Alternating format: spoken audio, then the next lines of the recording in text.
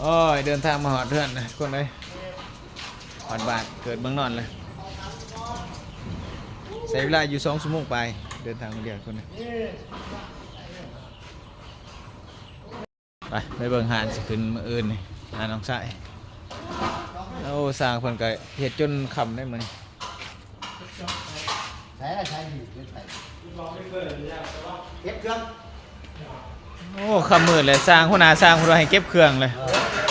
มาเพิ่งดูแลน้องอยู่ไม่เฮ็ดจังได๋บัดฮอดมื้อสิขึ้นบ่ดึงบ่ขึ้นฉากบ่ลงนี่ห้อย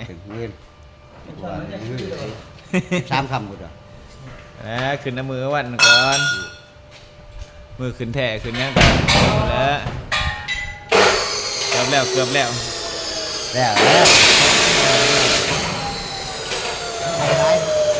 เป็นรุ่น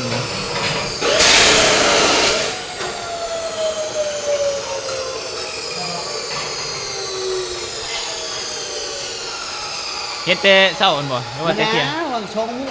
2 โมงนี่โอ้ถ้าเช้าข้าวเดินมา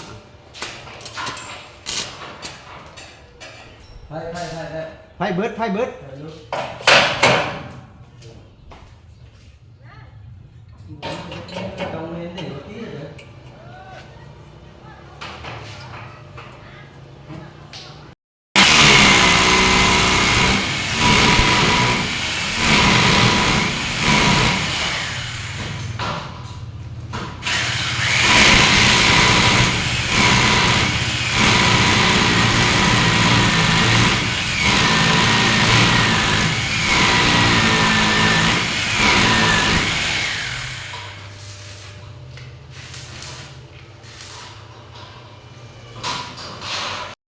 เป็นเงินสมทบทุนก่อสร้างน้ำพัน